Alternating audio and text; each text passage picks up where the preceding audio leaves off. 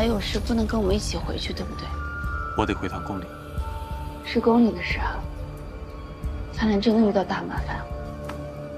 世子，此事体大，常卿不敢擅专，还请世子做主。黄伯父怎么了？官家昨日下朝以后，说年下政务繁忙，乏得很，要小睡一下。结果这一躺下，奴婢便再也唤不醒官家了。立刻关闭宫门，严禁内外走动，召集七校尉，与禁军一道封锁进宫，宫人内官尽数提来审问。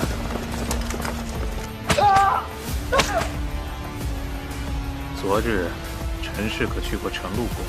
冤枉，我是冤枉的。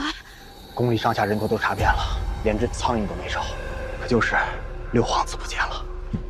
下官无能，陛下脉象微弱，气血凝滞，若无法可解，恐怕7日之内便会。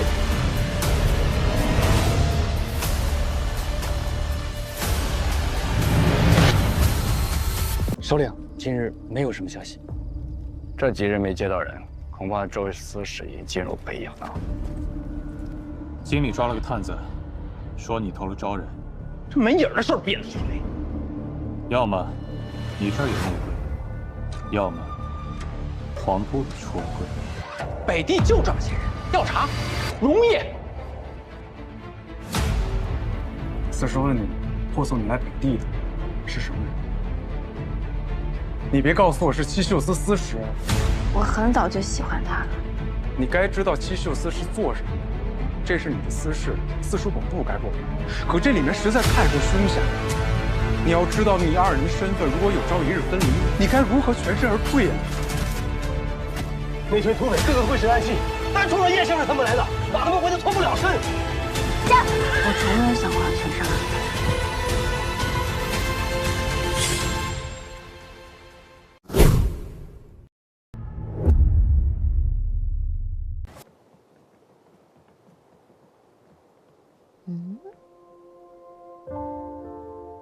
你先去睡吧。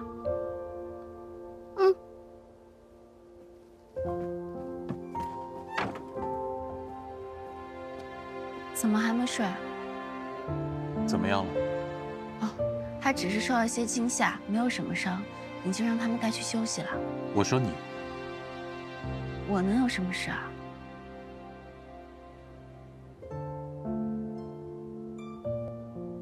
说起来还要谢谢你，要不是你给了我这个小玩意儿，要不是我送了你这个小玩意儿，让你觉得心里有了依靠，你冲上去之前还得多思量半刻。我真想不明白了，今天那两父子算是豁出去了，就算杀人灭口也不奇怪，你都不知道怕吗？以前祖父也常问我，是不是天生少根筋，老虎的胡须都敢拔。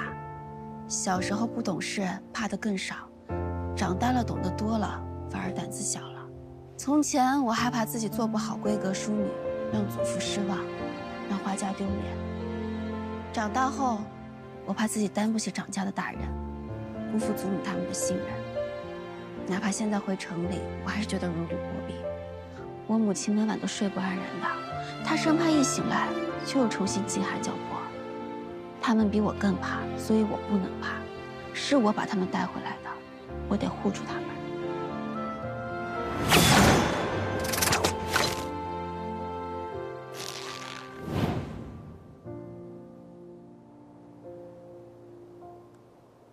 花枝，我说错了。光嘴上赔不是可不行。那从明日起，我便从头教你如何使用这袖剑，再教你些拳脚防身，可好？早点休息吧，明天我召集护院，重新给他们立规矩。你既聘我做武先生，应该也有这层思虑在吧？那就多谢燕先生。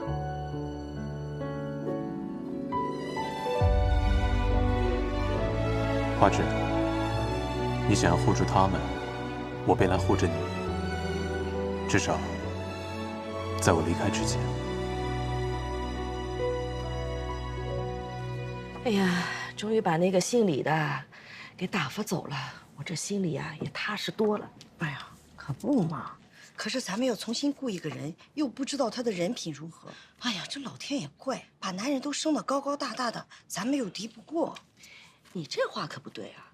我看你们家大姑娘一个人可以抵好几个男子呢。我要是不来啊，都不知道二婶在背地里夸我呢。我正在跟你娘商量聘请护院的事儿，正犯愁呢。你说这知人知面不知心，万一再请来一个跟李贵啊、李健似的，怎么办呢？二婶放心，我同燕先生说好了，他在咱们家里当一天武先生，就顺便看一天护院，我多开一份工钱就是了。真的啊？哎呦，阿弥陀佛！要不说咱们家运道好呢，这么齐整的一个郎君，又是芍药的亲哥哥，竟然愿意在咱们家做2份差事。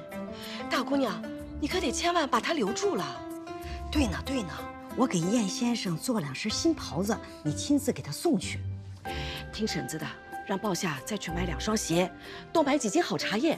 你平日里啊得打听他爱吃什么，爱用什么，对症下药才好。你年纪轻，人情世故不太懂，万一真的把他得罪了，他心凉了要走了，可就……二婶，我去帮你看看伯里上课吧。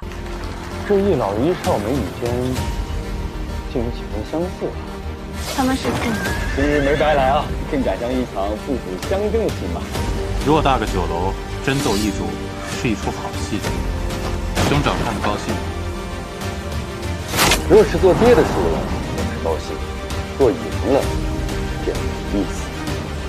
那想必不会让殿下失望。对不起啊，怀侄，我得走了。陛下脉象微弱，气血凝滞，恐怕7日之内便会。如今官家一睡不醒，这局胜负早已定了。今日起，花季、白季同楼竞技，5日之后，筹多者胜。怀侄，我们离得越近，你离应验的宫廷也就会越近。花纸姑娘，今日好热闹。顾妍希，谢谢你叫我骑马。怎么突然想起来谢我了？今日我骑在马上，第一次带大家出门，我忽然觉得自己好像可以跑得更快、更远。看着他这么高兴，我心里竟然也觉得同样高兴。原来人与人的心是可以如此相通的。我想用不了几日，他们便会动身离京。你带些好手，一路沿途查索，无论孤身还是结队，宁肯错杀，也不换。去。什么情况？前面有个山谷，要小心一些。你说前面那个山谷，若是行军打仗，会如何？要么一夫当关，万夫莫开；要么瓮中捉鳖，如探囊取物。鱼。